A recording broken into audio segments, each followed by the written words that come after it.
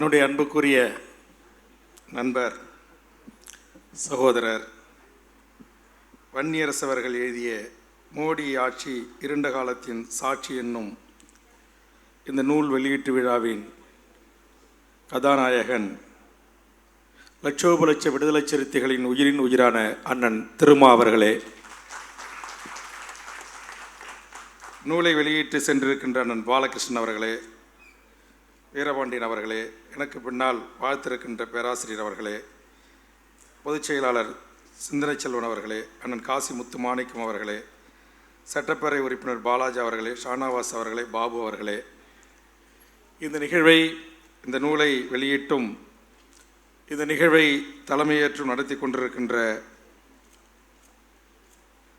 அண்ணன் நக்கீரன் கோபால் அவர்களே, அண்ணன் ரவிக்குமார் அவர்களே, வரவேற்பு ஆற்றியிருக்கின்ற அண்ணன் தகடூர் தமிழ்ச்செல்வன் அவர்களே, தொகுத்து வழங்கி கொண்டிருக்கின்ற அருமை சகோதரர் ரஜினிகாந்த் அவர்களே, சாரநாத் அவர்களே, எல்லாளன் அவர்களே, இளம் சேக்கோர் அவர்களே, பாலசிங்கம் அவர்களே, எழில் கரோலின் அவர்களே, பார்வேந்தன் அவர்களே, விடுதலை செழியன் அவர்களே, திருமூர்த்தி அவர்களே, காசி அவர்களே, பாவேந்தன் அவர்களே, வீரகுமார் அவர்களே, சொக்கலிங்கம் அவர்களே, ஜேக்கப் அவர்களே,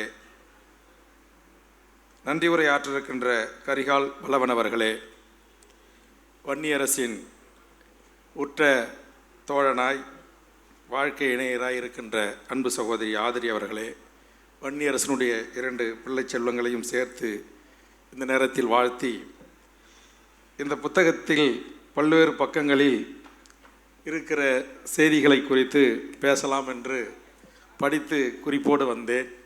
ஆனால் மணி 9:40. தலைவர் அவர்கள் நடத்திய வெல்லும் ஜனநாயக மாநாட்டில் அவளோடு பல லட்சக்கணக்கான சிறுத்தைகளின் முன் பேசுவதற்கு வந்தேன். முதல்வர் வருகை தந்தார், முடித்து கொண்டேன். இங்கு நேரத்தின் அருமை கருதி புத்தகத்தின் பக்கங்கள் ஊடாக அவர் தொகுத்து அவர் எழுதிய கட்டுரைகள், வெளிவந்த கட்டுரைகள் என்று பல்வேறு சிறப்புமிக்க செய்திகளை இன்றைக்கு இந்த புத்தகத்தில் என் அன்புக்குரிய நண்பர் வன்னியரசு அவர்கள் தொகுத்து வழங்கியிருக்கிறார்கள். ஒரே வரியில் இந்த புத்தகத்தை குறித்து சொல்ல வேண்டும் என்று சொன்னால், தற்போது நாடாளுமன்ற தேர்தல் நடக்க இருக்கிறது. இந்த பாசிச பாரதிய ஜனதா அரசு கடந்த 10 ஆண்டுகளில் இந்தியாவிற்கு செய்த மாபெரும் துரோகத்தை, மக்களுக்கு செய்த துரோகத்தை, ஜனநாயகத்திற்கு செய்த துரோகத்தை, இந்திய அரசியல் அமைப்புக்கு செய்த துரோகத்தை அனைத்தையும் மிக நேர்த்தியாக தொகுத்து வன்னியரசு அவர்கள் தோலுரித்து காட்டியிருக்கிறார்கள்.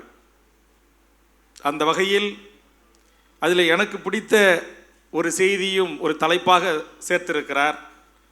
பல்வேறு தலைப்புகள் எனக்கு இதில் பிடித்திருந்தாலும் கூட நான் தமிழக வேலை தமிழருக்கு என்கிற ஒரு முழக்கத்தை முன்வைத்து தொடர்ச்சியாக அண்ணன் திருமா அவர்களை, வன்னியரசு போன்றவர்களை, சிந்தனை செல்வனை போன்றவர்களை போராட்டம் ஆர்ப்பாட்ட களங்களுக்கு அழைத்து பேசுகின்ற போது கம்யூனிஸ்ட் தோழர்கள் அதில் எங்களிடத்தில் நான் அழைக்கின்ற போது சில சமயம் முரண்படுவார்கள். ஆனால் இன்றைக்கு என்னுடைய அந்த கருத்துக்கு தமிழ்நாட்டு வேலைகள் தமிழ்நாட்டு மக்களுக்கு இனவாதமா பிரிவினவாதமா என்கிற அந்த தலைப்பில் தபால் துறை, ரயில்வே துறை போன்றவற்றிலும் மத்திய அரசு பாரதிய ஜனதா ஆட்களை இறக்குமதி செய்து வருகிறது. மேலும் இத்துறையின் திணிக்கும் முயற்சியிலும் ஈடுபட்டு வருகிறது என்று சொல்லிட்டு, இத்தகைய சூழல்களை எல்லாம் கவனத்தில் கொண்டுதான் தமிழ் மண்ணின் பண்பாட்டையும் தனித்த அடையாளத்தையும் வேலைவாய்ப்பு உரிமைகளையும் பாதுகாக்கும் வகையில் விடுதலை சிறுத்தைகள் கட்சி களம் இறங்கியது. இது இனவாதமோ பிரிவினவாதமோ அல்ல, தமிழ் இனத்தை அழிக்கும் சதி திட்டத்தை முறியடிக்கும் முக்கிய முயற்சி ஆகும் என்கிற என்னுடைய தொடர் போராட்டங்களுக்கு வலு சேர்க்கிற ஒரு ஆணித்தரமான கருத்தையும், அதுபோன்று பல்வேறு தலைப்புகளில், அதாவது கிட்டத்தட்ட 21 தலைப்புகளில் இந்த 10 ஆண்டு காலத்தில் இந்த நாடு எவ்வளவு நாசமாக்கப்பட்டிருக்கிறது, பணமதிப்பிழப்பிலிருந்து, யூப்பா சட்டத்திலிருந்து, இன்றைக்கு பெண்களினுடைய வேலைவாய்ப்பு குறைப்பிலிருந்து, இளைய தலைமுறைக்கு வேலைவாய்ப்பு இல்லாத சூழலிலிருந்து, இன்றைக்கு பாசிச நரேந்திர மோடி அரசு எவ்வாறு மோசமான சட்டங்களையும் தனது கொடூர ஆட்சி கரங்கள் மூலமாக எப்படிப்பட்ட சமூக சீர்திருத்தவாதிகள், எழுத்தாளர்கள், சிந்தனையாளர்கள் இன்றைக்கு கொல்லப்பட்டது, இங்கு CA NRC உள்பட மோசமான நாசமான சட்டங்கள் கொண்டு வந்தது, இன்றைக்கு எப்படி இந்தியா இன்றைக்கு ஒரு இந்து மதம், ஒற்றை பண்பாடு, ஒற்றை உணவு, ஒற்றை கலாச்சாரம் என்பதை நோக்கி சென்று கொண்டிருக்கிறது. இந்த ஜனநாயக நாட்டில் வாழ்கின்ற நாம் அனைவரும் சிந்திக்கக்கூடிய மிக சிறப்பான கருத்துக்களை தொகுத்து வழங்கியிருக்கிறார்.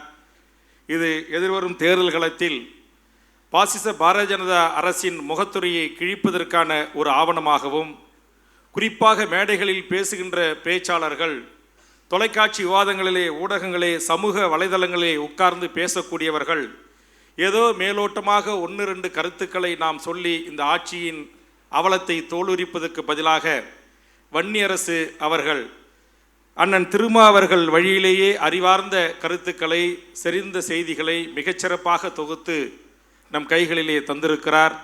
மார்க்சிஸ்ட் கம்யூனிஸ்ட் இயக்கத்தின் தலைவர் அண்ணன் தோழர் பாலகிருஷ்ணன் அவர்கள் சொன்னது போல் இது ஒரு மிகப்பெரிய இந்த தேர்தல் களத்தில் நமக்கு கிடைத்திருக்கிற ஒரு ஆயுதமாக இதை நான் பயன்படுத்தி கொண்டு இந்த மாபெரும் ஜனநாயக விரோத சக்திகளை வீழ்த்துவதற்கும், மதத்தின் பெயரால் மக்களை கூறுபோடுகின்ற இவர்களை மக்களிடமிருந்து அப்புறப்படுத்துவதற்கும் இந்த நூல் பயன்படும் என்று நான் கருதுகிறேன். அந்த வகையில் விடுதலை சிறுத்தைகளின் ஒரு மிகச்சிறந்த தலைவனுக்கு கிடைத்த ஒரு தளபதியாய், ஒரு தம்பியாய், ஒரு தோழனாய், ஒரு உதவியாளராய், ஒரு இலக்கியவாதியாய், ஒரு கவிஞனாய், ஒரு எழுத்தாளனாய், பல்வேறு தனக்கான பன்முகங்களை கொண்டு என்னுடைய அருமைக்குரிய நண்பர் வன்னியரசு அவர்கள் தலைவருக்கு உற்ற துணையாக இருக்கிறார். ஒரு இயக்கம் பல துறை ஆளுமைகளை தலைவரை நோக்கி திசை திருப்புவதற்கு, தலைவரை நோக்கி பார்ப்பதற்கு வன்னியரசு போன்றவர்கள் மிகச்சிறந்த தேவை. விடுதலை சிறுத்தைகளுக்கு அது கிடைத்திருக்கிறது. இன்றைக்கு விடுதலை சிறுத்தையில் இருக்கிற மிகச்சிறந்த ஆளுமைகளாக, எழுத்தாளர்களாக, பேச்சாளர்களாக, சிந்தனவாதிகளாக இன்றைக்கு அவரால் அடையாளம் காட்டப்பட்டு ஒவ்வொருடைய திறமையும் இந்த உலகம் அறிய செய்து கொண்டிருக்கிறது. குறிப்பாக சட்டமன்றத்தில் அருமை சகோதரர் எங்கள் களப்போராளி சிந்தனை செல்வன் அவர்கள் பேசுகிறார் என்று சொன்னால் எல்லாருமே அவரை உற்று கவனிப்பாங்க. அவருடைய கருத்துக்கள் எல்லாம் அண்ணன் திருமா அவர்களின் மறு உருவமாக இருக்கும், வித்தியாசமாக இருக்கும். யாரும் பயன்படுத்தாத வார்த்தைகள், யாரும் சொல்லாத செய்திகள், அதை தொகுத்து தேடி தன் ஆற்றலை வெளிப்படுத்துவார்கள். அதுபோன்று பாலாஜி அவருக்கே உரிய பாணியில் அவர் அங்கு அழகாக எடுத்து வைப்பார். அதுபோன்று ஷானாவாஸ் அவர்கள், இங்கே சிந்தனை செல்வன், எங்களுடைய அக்கா எயில் கரோலின், அருமை நண்பர் ரஜினிகாந்த், இங்கே இருக்கிற பாலசிங்கம் உள்ளிட்ட எத்தனையோ இங்கே நான் முன்னிலையிலே படித்திருக்கிற தகடூர் தமிழ்ச்செல்வன் அவர் ஒட்டுமொத்தமாக ஒரு அமைதியின் உருவம். ஆக பல பன்முகங்களை கொண்ட ஒற்றை உருவமாக அண்ணன் திருமா அவர்கள் விடுதலை சிறுத்தைகளை வழிநடத்துகிறார். ஆக எனக்கு தெரிஞ்சு இந்த பல கட்சிகளில் நான் அப்படியே பார்ப்பேன், 2ஆம் கட்ட தலைவர்கள் ஒரு மீடியாவை கவர் பண்ணுற மாதிரி, இலக்கியவாதிகளை கவர் பண்ணுற மாதிரி, எங்கள் இளைய கம்பன் போன்ற கவிஞர்களை தலைவருக்காக பயன்படுத்துவதற்கான ஆட்கள். எங்கள் அண்ணன் அறிவுமதி, எனக்கு கூட அண்ணன் மேலே இன்னும் அந்த கோபம் போகலை, ஒரே ஒரு பாட்டு கூட எனக்கு எழுதி தர மாட்டேன்றாரு. நான் தலைவனாக ஏற்றுக்கொண்ட திருமாவுக்கு எழுதுவேன். வாழ்த்துக்கள் அண்ணா. அண்ணன் திருமாவின் தம்பியா இருக்கிற வேல்முருகன் கட்சியும் கொஞ்சம் கவனத்தில் கொள்ளுங்க அப்படின்னு. எதுக்கு நான் சொல்றேன்னா, இந்த சரியா ஒரு தலைவனை, ஒரு தலைமைத்துவ பண்போடு இவர்களை எல்லாம் வழிநடத்தி செல்கின்ற அந்த தலைவனுக்கு பல துறைகளின் ஆளுமைகள் தேவை. அந்த பல துறை ஆளுமைகளை உருவாக்கி தன்னகத்துக்குள் அடைகாத்து வைத்துக் கொள்ளுகின்ற ஒரு ஆற்றல் அண்ணன் திருமாவுக்கு நிகர் திருமா அவர்களே. எல்லா துறைகளிலும் இன்னைக்கு கலைத்துறையே ஆள் இருக்கு, ஓவியத்துறையே ஆள் இருக்கு, சட்டத்துறையே ஆள் இருக்கு, பண்பாட்டுத்துறையே ஆள் இருக்கு, இசை, பாட்டு, நடனம், கச்சேரி அடிச்சு தூள் பரப்பனை தமிழ்நாட்டில் எவனுக்குமே இல்லை. நீங்கள் 1000 கோடி செலவு பண்ணால் கூட கும்மிடி பூண்டியில் தொடங்கி கன்னியாகுமரி வரையிலும் உயிரும் உயிரான விடுதலை சிறுத்தைகளின் அந்த வேர்வை சிந்திய உழைப்பின் காரணமாக திருமா அவர்களின் முகமும் திருமாவின் பெயரையும் கொண்டு போய் சேர்த்திருக்கிறார்கள். இன்றைக்கு வன்னியரசு போன்றவர்கள் எல்லாம், தமிழ்நாட்டில் நக்கீரன், கோபால் போன்றவர்கள் மிகப்பெரிய ஆளுமைகள். இன்னைக்கு திரைத்துறையில் இருக்கிற வெற்றிமாறன்லேருந்து, சமுத்திரகனிலேருந்து, அமீர்லேருந்து எல்லா இயக்குநர்களையும் வன்னியரசு அப்படியே போய் பக்கத்தில் உட்காந்து அழகாக பேசி அப்படியே கொண்டு வந்து அண்ணனுடைய கருத்துக்கு ஒத்தா அப்படியே ஏற்பாடு பண்ணிக்கிறார். அதெல்லாம் சான்ஸே இல்லை. அதுமாரி எவ்வளோ பெரிய ஆளாக அது திரைத்துறையில் இருக்கிற நடிகர்களாக எல்லாரையும் இன்றைக்கு இந்த தலைவனுக்கும் பின்னால் ஒரு போர்படை வீரர்கள் போல் இன்னைக்கு தமிழ்நாட்டில் எந்த ஊடகம், எந்த மீடியா, நீங்கள் எந்த பத்திரிகை, எவ்வளோ பெரிய சினிமா கதாநாயகன் யாராக இருந்தாலும் இன்னைக்கு திருமாவை குறித்து ஒரு கருத்து சொல்லுங்கள் என்றால் ஒரே ஒரு சிறிதொரு எதிரான கருத்து இல்லாமல் தலைவன் தடம் பதித்து வந்த அந்த வாழ்க்கையை, அவருடைய போராட்ட வாழ்வை குறித்து மிகச்சிறப்பாக இன்றைக்கு தமிழ்நாட்டின் ஆகச்சிறந்த ஆளுமைகள் எடுத்து வைப்பதற்கான தம்பிமார்களை அண்ணன் திருமா அவர்கள் பெற்றிருக்கிறார்கள். அதிலே முன்னணி தளபதிமார்களில், படத்தலைவர்களில் எண்ணற்ற தம்பிமார்கள் அண்ணன் திருமா அவர்களுக்கு கிடைத்திருக்கிறார்கள். அதில் எந்தவித தலைவர் அப்படின்னா அவ்வளோதான், மறுபேச்சே கிடையாது. தலைவர் சொல்லிட்டார் அவ்வளோதானே, தலைவர் சொல்லிட்டார் அவ்வளோதான் அப்படின்ற அந்த நம்பிக்கைக்குரியவராகவும் அன்புக்கு உரியவராகவும். நான் கூட அவர் இந்த வீட்டில் அடிபட்டு போயிருந்தப்போ என்ன செய்ய போய் பார்க்க போனப்போ அப்போ தான் சொன்னார், இதுமாரி ஒரு புத்தகம் தொகுத்துக்கிட்டு இருக்கேன் அப்படின்னாரு. அது நீங்கள் வரணும் அப்படின்னாரு. அது ஏற்கனவே தள்ளி போய் கூப்பிட்டோம், வந்துட்டோம். அதனால் என்னை பொறுத்தவரையில் உண்மையிலேயே நம்முடைய அண்ணன் திருமா அவர்களுக்கு வன்னியரசு போன்ற எண்ணற்ற தளபதிகளும் தம்பிகளும் கிடைத்தது அன்புக்கும் இந்த பாசத்திற்கும், நீங்கள் அவர்களை நேசிக்கிற நேசிப்புக்கும்.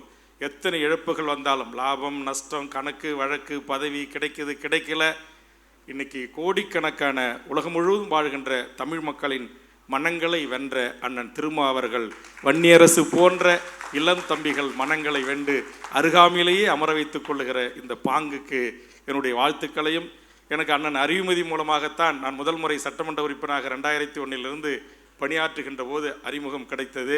ஒரு குடும்ப நண்பராக, ஒரு சகோதரனாக, இன்றைக்கு எந்த விடயங்களாக இருந்தாலும் இருவரும் நாங்கள் பேசிக்கொள்ளக்கூடிய வகையில் ஒரு அன்பை என் மீது மாறாத ஒரு பற்றி எதிரில் இருந்தபோதும் சரி, நாங்கள் கூட்டணியில் இருந்தபோதும் சரி, நான் எங்களுக்கான அந்த நட்பையும் அந்த தொடர்பையும் ஒரு காலத்திலும் நாங்கள் வெட்டி கொள்ளவில்லை, விலக்கி கொள்ளவும் இல்லை.